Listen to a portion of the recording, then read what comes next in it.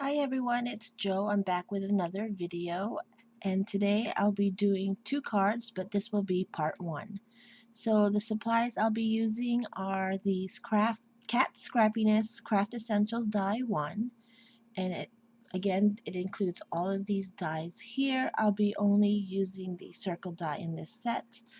I'll be also using the Fawn Gnome stamp set and the Mushroom House die cuts, and also the Kat Scrappiness A2 Acetate Sheets, the Craft Medley green glass beads, and also the new release mushroom sprinkles. So let's get started with the coloring.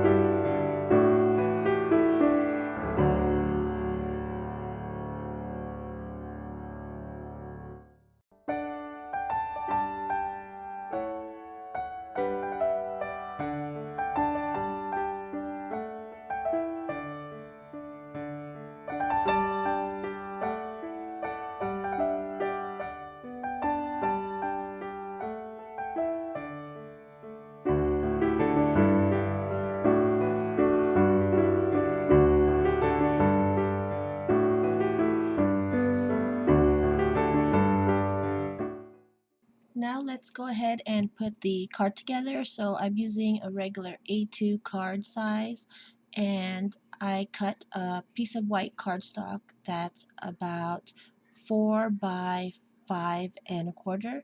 I'm using the Craft Essential dies here to make the cutout for the shaker portion, and this is the circle die in the set.